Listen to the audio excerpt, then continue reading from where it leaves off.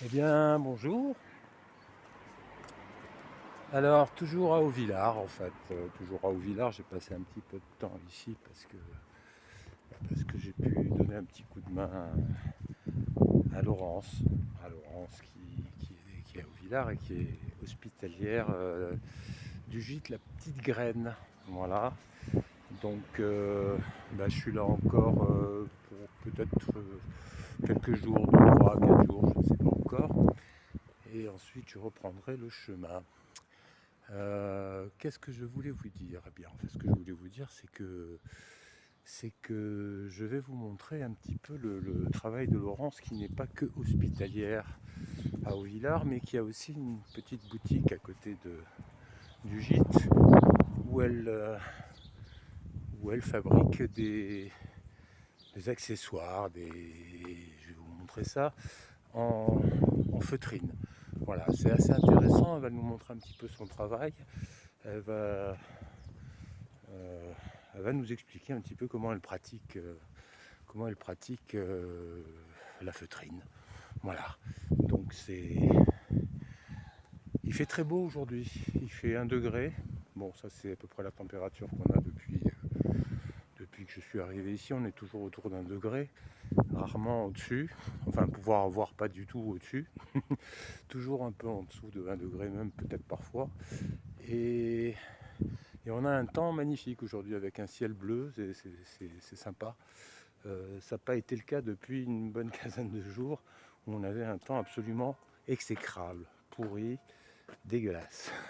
Voilà, bon, ben voilà, on va aller voir un petit peu ce que fait Laurence. Et bah tout de suite.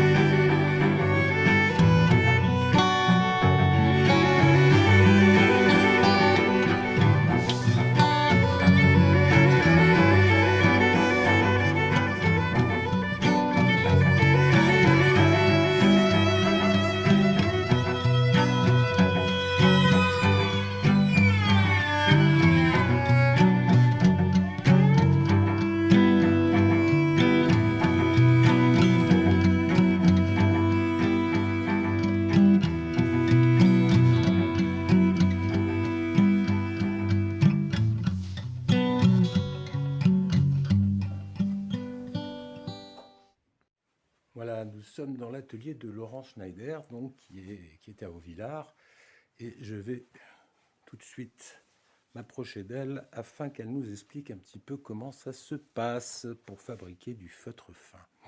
Voilà. La bienvenue. Bonjour Laurence. Bon, bah, tu vas nous expliquer un petit peu à quoi tout ça correspond, comment ça fonctionne et ce que tu fais actuellement. Là, je vois que tu es en train de. Ouais. C'est intéressant. Alors, donne-nous un petit peu les matières et explique-nous un petit peu tout ça. Je vais te laisser nous expliquer ça. Tu vas le faire beaucoup mieux que moi. Alors, ça, c'est de la fibre de mérinos très très très fin, 16 microns. Ça correspond à la fibre pratiquement la plus fine qu'on puisse trouver pour faire du feutre, hein. Ou pareil pour en faire de la laine à tricoter. Mais là, c'est pour faire du feutre. Et c'est très léger, c'est très doux, ça gratte pas du tout. Ça n'a rien à voir avec la laine telle qu'elle nous embêtait quand on était enfant, qui nous gratouillait partout. C'est tout doux, c'est tout léger, c'est comme du coton. Et en même temps, c'est très résistant au temps et à l'usure. Donc ça se prête très bien pour les vêtements, pour des accessoires, pour des luminaires, pour toutes sortes de choses très fines. Et en fait, la technique du feutrage de la laine est très très très ancienne, c'est ancestral, c'est un peu comme la céramique, ça fait partie des plus vieux métiers de l'humanité. C'est la technique de superposer les fibres. Là, par exemple, j'ai découpé la forme du chapeau que ça va avoir tout à l'heure. En plus grand, bien sûr, puisque le feutre, ça rétrécit. La laine rétrécit avec l'action mécanique et avec la chaleur de l'eau que je vais arroser. Ensuite, quand on a prévu le taux de rétrécissement d'à peu près 30 à 50%, on étale les fibres. Et là, en fait, on fait un travail comme un couvreur de toit. C'est un peu comme des tuiles, mais très très très fines. Là, comme c'est la toute première couche, j'y vais encore assez rapidement. Après, petit à petit, je vais y aller avec de plus en plus de minutie, puisque la qualité du feutre est liée aussi à la régularité de la pose de ces tuiles, de ces touffes, de ces fibres. Ça fera après un feutre bien uniforme, sans trous, sans épaisseur, bien homogène. Et quand j'aurai recouvert toute cette forme de futur chapeau avec la première couche, j'irai en posant une deuxième couche transversale. Donc ça fera en fait des croisillons, des carrés de fibres.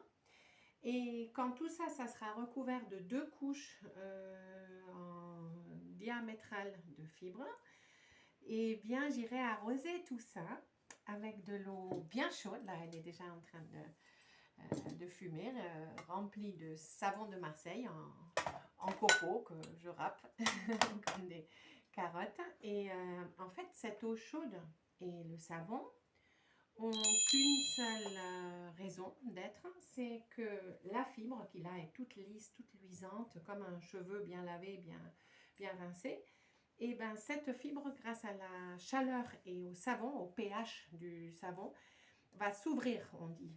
C'est-à-dire que les écailles du cheveu vont un petit peu s'écarter, un peu exploser. C'est comme nous quand on ne met pas de démêlant, le cheveu est un peu rêche, il est un peu terne. Quand on met après du démêlant, la fibre se referme. Et pour le feutre, c'est pareil, sauf que l'ouverture du cheveu est voulue, puisqu'il devient un peu plus rêche. Et comme il devient plus rêche après, en massant tout doucement la surface avec vraiment la pointe des doigts au début, pour ne pas déplacer ces tuiles, eh bien, les fibres commencent à feutrer. Elles commencent à s'entrelacer. Et après, la surface commence à se solidifier, à se fermer, comme on dit en feutre. Et c'est à partir de ce moment-là que je pourrais y aller, comme un petit peu pour de la pâte à pain.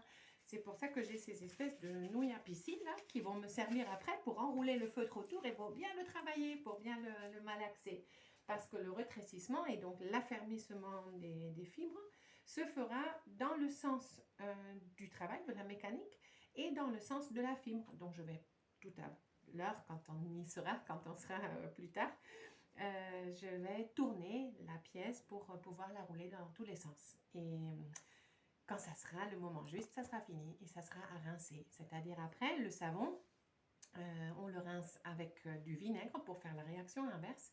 Le vinaigre conserve la couleur et conserve le cheveu et le referme, comme nos grands-mères après la guerre qui n'avaient pas de démêlant, et ben, elles se rinçaient les cheveux souvent au vinaigre de pomme. C'était un vieux truc pour avoir les cheveux bien lisses, bien luisants, et avec le feutre on fait pareil, il sera tout à l'heure rincé au vinaigre. Et ça, après, ça donne un matériau extrêmement léger, tout doux et pourtant très, très solide. Très solide et très protecteur du vent. Ça protège bien mieux des vents glacés d'hiver que de la laine tricotée, puisqu'il n'y a pas du tout d'écart. Alors là, c'est une technique qu'on appelle le nuno, ou je pense que les Français doivent appeler ça nuno. Comme c'est du japonais, c'est nuno. C'est une technique ancestrale japonaise. Je ne me souviens plus du centenaire dans lequel ça a été créé. Mais c'est de lier le feutre à du tissu déjà imprimé. Là, dans notre cas, c'est un tissu de coton très fin, un chiffon de coton, qui est ensuite complètement traversé, transpercé par les fibres de la laine, c'est-à-dire c'est un mariage, ça devient un, et le tissu rétrécit avec. Et c'est donc comme si après on avait imprimé la laine, et l'autre côté, je lui ai donné un petit aspect maharaja, un petit aspect vivant de flamèche, allant un petit peu avec ce tissu hindou.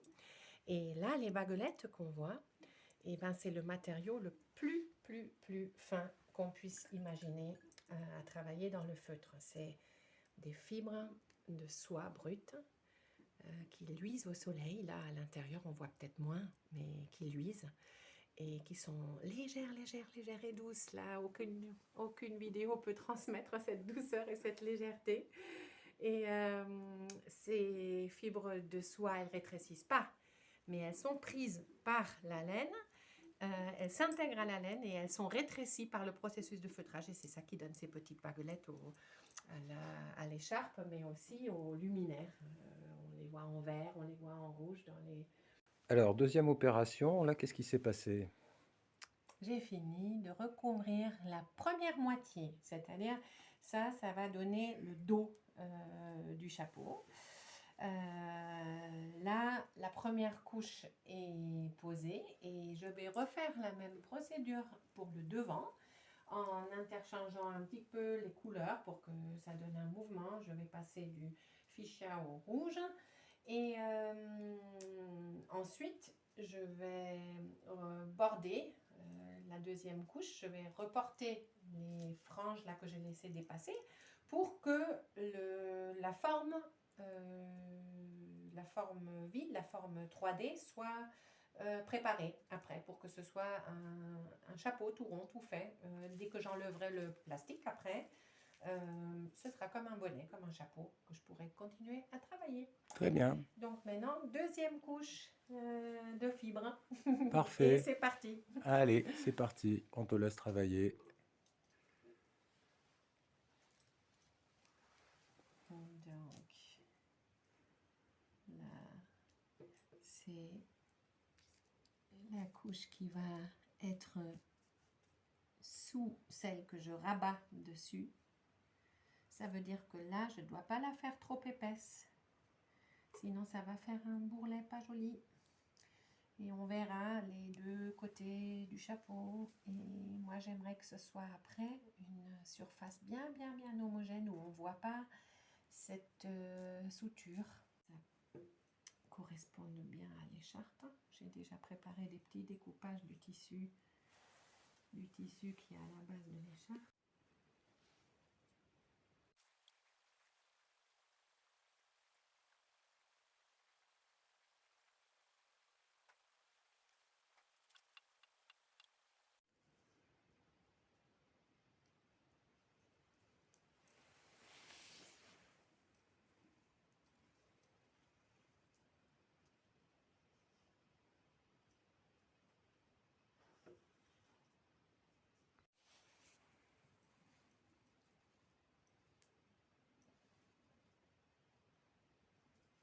Le premier rabat.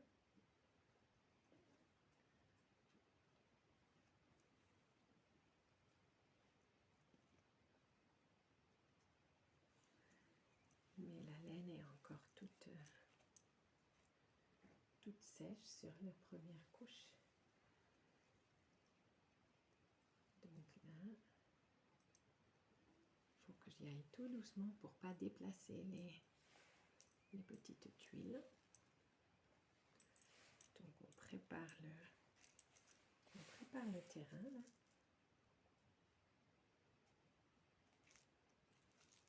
Là, ça va donner un rebord. Et maintenant l'eau, la fameuse eau savonnée.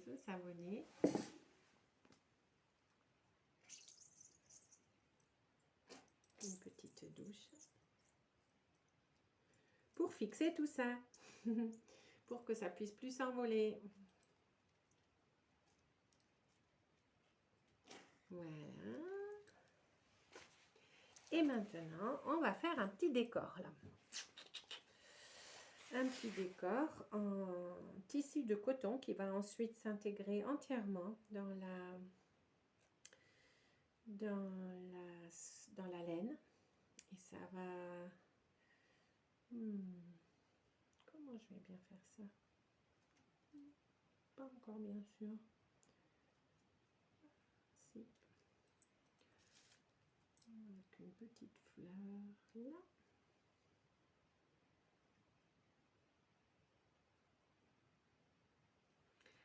Avec un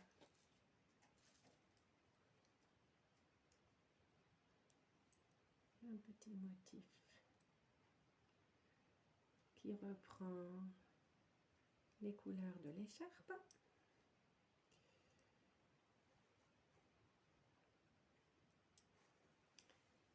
Et qui va rétrécir et se fondre avec.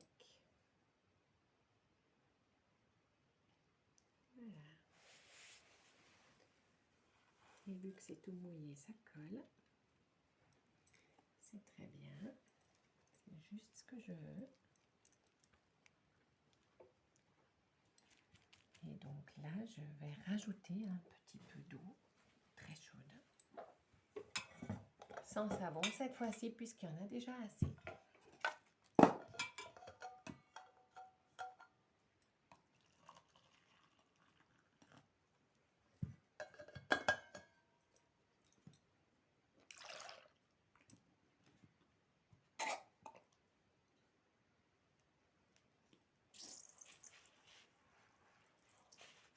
Voilà. Et maintenant, on va recouvrir tout ça d'un film de plastique et on va commencer à masser tout ça, tout doucement, sans déplacer. Alors j'imagine que les films plastiques au Moyen-Âge et avant, ça n'existait pas. Non, on prenait des tissus très fins, ce qu'on peut toujours faire, mais après on peut pendant longtemps pas les décoller. Et puis l'inconvénient des tissus, on les prend quand même pour des grandes surfaces. On enroule ça par exemple de vieux draps. On peut faire un saucisson de vieux draps pour bien travailler et pour garder la chaleur de l'eau chaude dans le feutre. Mais le danger est là aussi que, comme toutes les fibres organiques penchent au processus de feutrage, que quand on les enlève pas assez rapidement, ça feutre dedans. Ça commence à se coller, et ce qu'on ne veut pas. Et là, avec le plastique, il n'y a aucun souci. Risque. Il n'y a aucun risque. Exactement. Très bien. Oui, donc... Ça, c'est une opération qui est assez longue, là, maintenant, de masser comme ça? Oui, pas longue. Là, je dirais, comme c'est une toute petite pièce et très légère, parce que c'est un préparatif, en fait. Là, cette surface à bulle, là, cette fibre à bulle, pas fibre, ce film. Bulle pack, oui, c'est ça. Ce film. Il protège donc cette toute première phase du feutrage pour que ça ne se déplace pas, pour qu'il n'y ait pas de trou. Ça va mettre dans ce cas-là peut-être grand maximum 10 minutes. D'accord.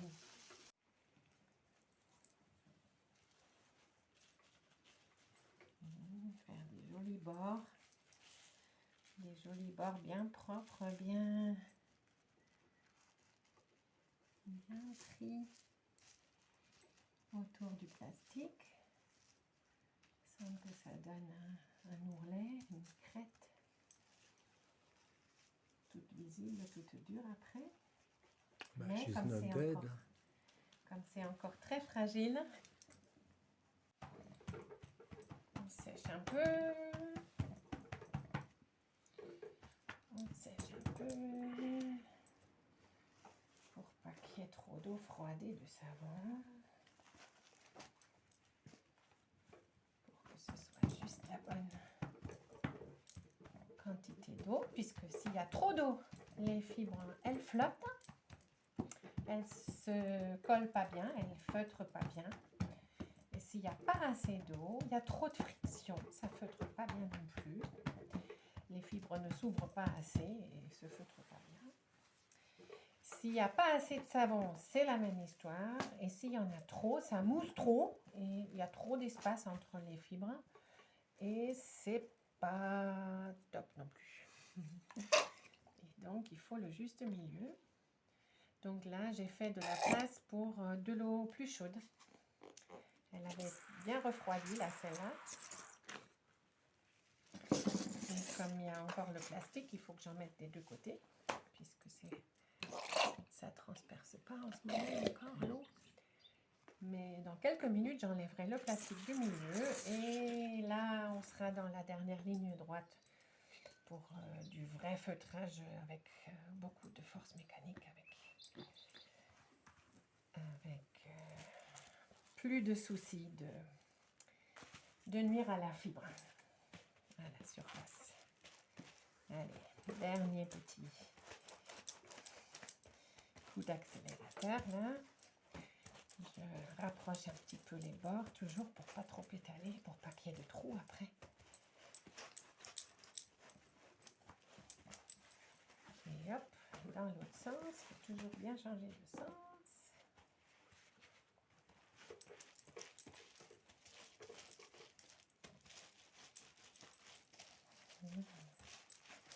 Ouais, ça me plaît, c'est bien. Le process est bien en train de se dérouler. Et je pense que c'est le moment d'enlever le plastique parce que s'il reste trop longtemps, le danger est là d'avoir des bords troués. Alors, je vais enlever un peu d'eau.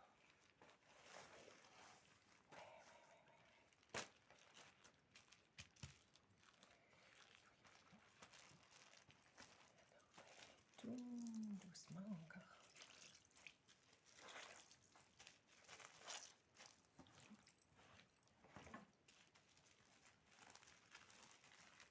Ouais.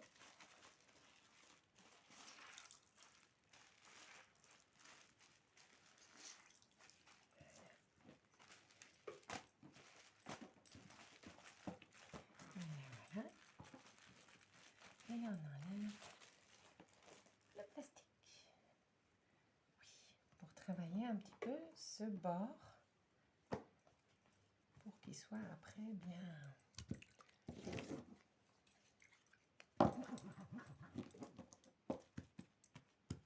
J'ajoute un tout petit peu de savon de nouveau puisque j'en ai extrait beaucoup. Mais juste un tout petit peu. Et là, je repasse sur l'endroit où le plastique faisait un rebord. Mais ça s'est très bien passé, il n'y a pas d'épaisseur, il n'y a rien. C'est nickel. Je suis contente, c'est du bon feutre. C'est de la bonne qualité.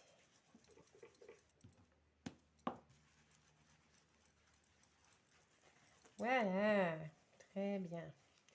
C'est encore très fin, c'est encore très fragile. Alors, je vais reposer le filet pour protéger encore un petit peu la surface en roulant sur le tapis.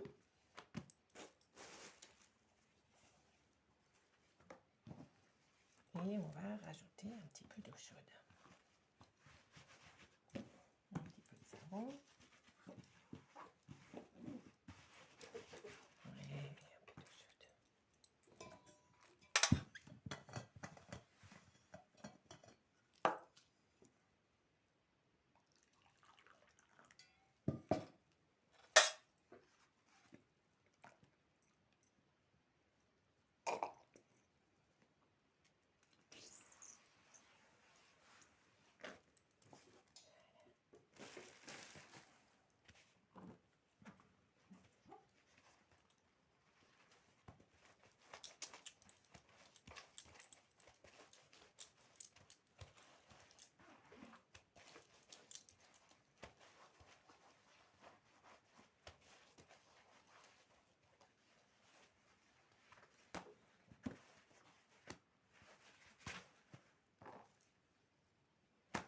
il est encore très large.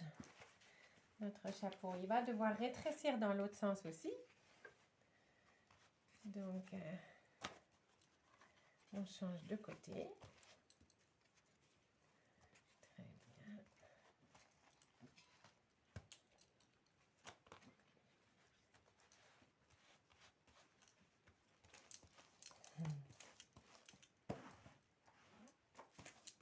Il y a beaucoup d'eau là.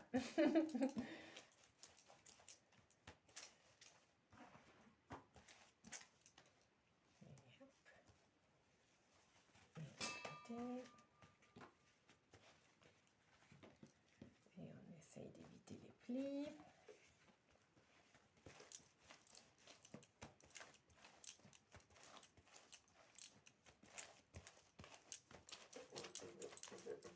Là, je vais bien travailler les motifs en tissu pour qu'ils commencent vraiment à bien s'intégrer dans le feutre et à rétrécir aussi à leur tour. Là, il y a beaucoup.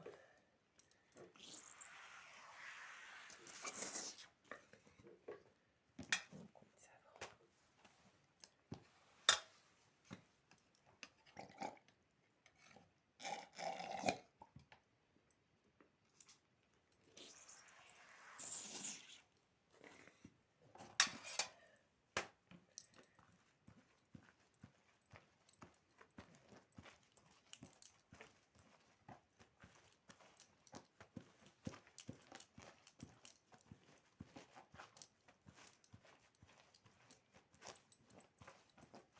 Oui, là, on voit, j'ai de moins en moins peur de déplacer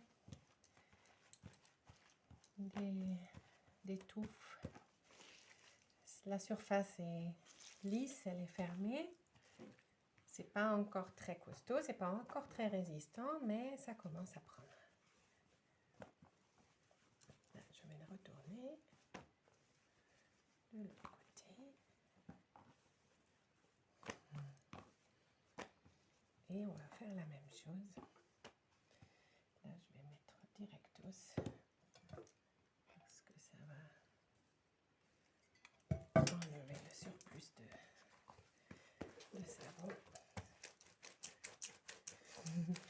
Là, je peux y aller avec un peu plus de force, enfin de poids du corps qui travaille pour moi. On essaye bien sûr de faire un travail bien ergonomique pour pas fatiguer ni son dos ni ses bras. Utiliser le poids du corps pour faire le plus gros travail. Et alors, un peu de savon de nouveau. Et on peut y aller. Alors, là, pour pouvoir faire un petit peu de pression, un outil très pratique qui ressemble à une vieille planche à laver comme l'avaient les lavandières. Les lavandières avaient des grandes planches avec du métal en petites vagues, en petites zones. Et elles frottaient le linge dessus pour le laver. Et ça, c'est presque le même principe, mais en bois.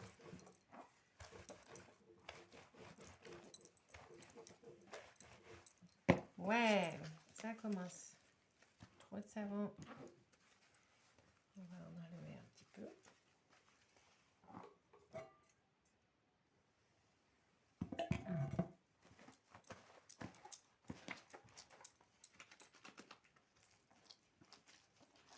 Ouais, donc le rétrécissement se fait toujours dans le sens où on applique la mécanique. C'est-à-dire là, c'est la largeur que je veux diminuer.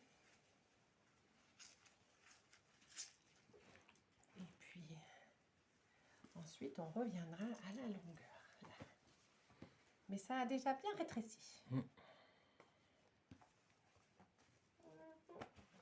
Et on voit déjà que ça va devenir un petit modèle un peu style années 20. Un petit chapeau style cloche. Là, je peux influencer encore un petit peu les détails, là, par exemple du bord, en tirant doucement dessus, en lui donnant doucement un peu de forme. Je peux corriger encore des trucs qui seront ensuite plus plus modifiable. Mais comme c'est des formes très organiques, je voulais de toute manière pas un bord très droit, très coupé. Ça reste une forme assez douce.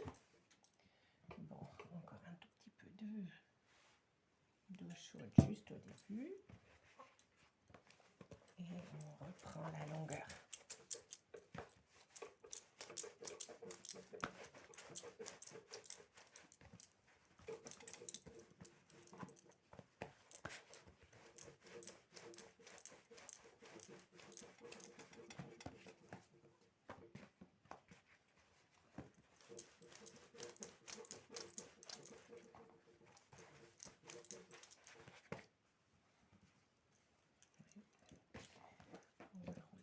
Sens-là un petit peu.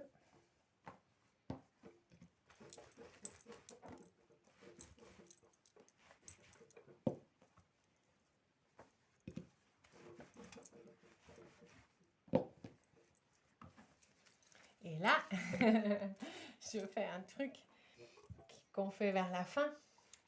Parce que là, on va carrément augmenter la pression sur les fibres, l'action physique sur les fibres. Il va falloir que tu te mettes à l'abri parce que ça va gicler. C'est quelque chose que d'habitude je préfère faire dans la baignoire.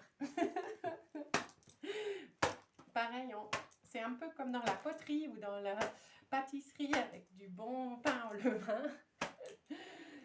Là, en fait, on agit dans tous les sens du tissu. La force G, là, elle fait que le tissu et les fibres se traversent bien, se transpercent bien. Et ça rétrécit dans tous les sens à la même vitesse. Mais si on le fait trop tôt, ça perd toute sa forme. Voilà, un peu d'eau chaude encore une fois. Et on y va. Une deuxième fois. Et après, je crois qu'on va pouvoir essorer.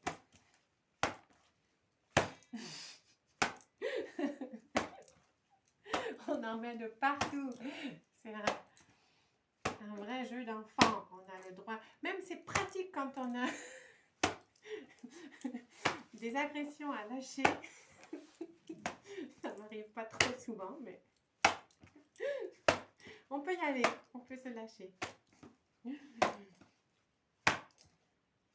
Les céramistes connaissent la même démarche pour faire sortir les bulles d'air des morceaux de glaise pas encore travaillés. Et quand c'est de la pâte, c'est pour pétrir. Oui, et ben c'est bien. Ça commence à être la bonne taille. Je vais voir le moule que je vais recouvrir pour le faire sécher dans une bonne forme. Ouais, oui, ça c'est le 2. Là, c'est bon.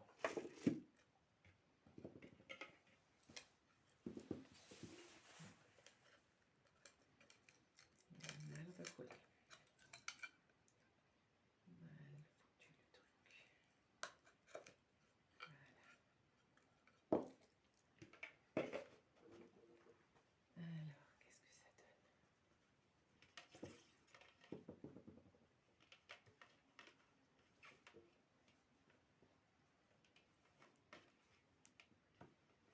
Alors, qu'est-ce que ça donne?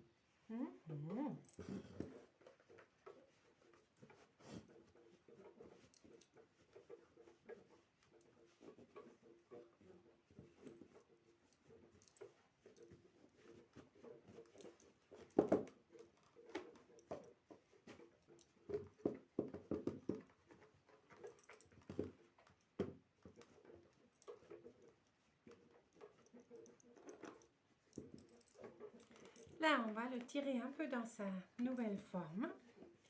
On va l'essorer avant et rincer, comme je disais, au vinaigre.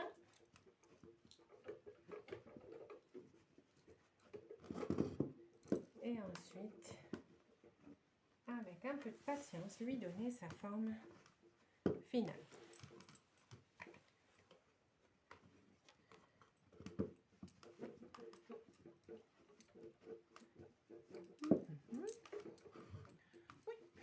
Mais en tout cas, ça a exactement la fermeté qu'il faut.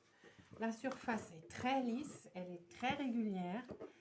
Elle me plaît beaucoup. Là, les plis, on va jouer avec, c'est-à-dire je vais probablement utiliser les plis naturels que ça fait là sur la forme pour modeler ensuite le chapeau. Puisque j'ai pas tellement envie de lui retrousser le bord, de le rabattre, je vais peut-être tout simplement faire des petites coutures, des petites pinces pour que ensuite ça soit un plissé. Ça protégera bien les oreilles aussi. Là, ça sera une deuxième phase de finition, de donner vraiment la bonne forme. Pour ça, je vais aussi l'essayer moi-même pour voir où ça doit arriver pour bien couvrir les oreilles, que ça aille pas trop profondément dans le visage. On va voir. Mais en tout cas, le résultat me plaît. Je vais rincer tout ça. Et hop. Et oui, il est carrément... quand la surface est aussi fermée que là, elle devient repoussante pour l'eau. L'eau fait des petites perles dessus. Même sans l'imprégner de chimie, ça devient un chapeau qui protège un petit peu de la pluie quand même. Peut-être pas d'une pluie battante, mais de crachin. L'eau coule dessus. Et ça veut dire que le feutre est bien fermé, bien travaillé et de bonne qualité. Et ça garantit la longévité aussi. C'est du costaud. Heureusement que vous ne sentez pas le vinaigre.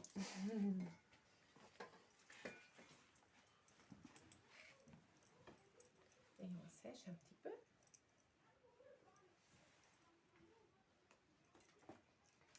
Ok. Donc là, on va le laisser sécher un tout petit peu. Pas entièrement, mais un peu. Et on va en profiter pour sortir le chien. Et on retournera pour les finitions après.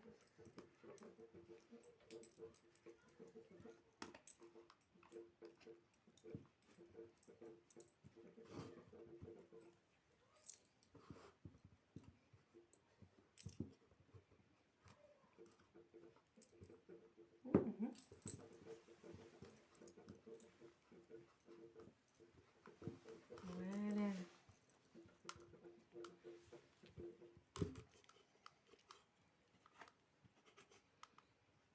Là, on voit que le tissu a bien été pris par le feutre. Il est complètement intégré dans la laine.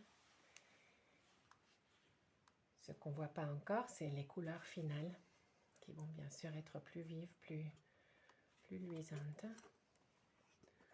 On voit un joli rebord, bien uniforme, bien ferme. C'est très mal vu dans le monde du feutre de devoir couper des choses en trop, parce qu'après ça donne une finition qui n'est pas aussi égale partout, puisque là le bord est vraiment tout rond, tout lisse, tout comme il faut. Et ça donne un joli petit rond pour le visage. Et ça descend bien en bas pour les oreilles. On verra ce qu'on en fera quand ça sera un tout petit peu plus sec que ça. Bon, promenade du chien. Ouais. Voilà. Bon, bah, à tout à l'heure. Oui.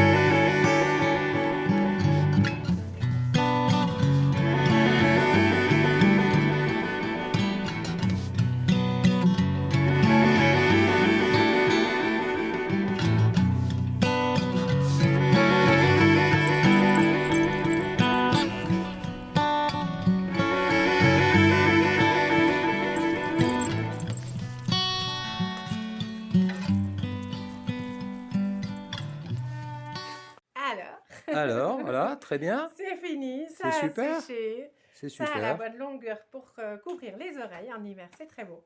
Et c'est peut-être pas le look campagnard qu'il faut pour ce bel ensemble, mais avec un peu d'imagination, on voit que ça met Ouais, des couleurs de bonne humeur dans un hiver gris. magnifique. Et je suis contente de ma journée. Eh ben, c'est super. Bon, ben voilà. Oui, alors ceux qui ont envie de s'initier au feutre, de passer à Hauvillard, qui est un lieu magique et magnifique, de plonger leur nez dans une collection de laine de toute douceur et de toute beauté, sont très très chaleureusement invités à faire un coucou à Hauvillard, à la petite Absolument. graine, au gîte de la petite graine et à l'atelier de feutre fin. Super. Super, Bon, ben merci Laurence. avec grand Et plaisir. puis voilà. Merci de cette belle, belle visite, Monsieur Pierre. Bon. C'était un honneur de vous accueillir. Ce fut un plaisir partagé. Voilà. Au revoir. Au revoir tout le monde.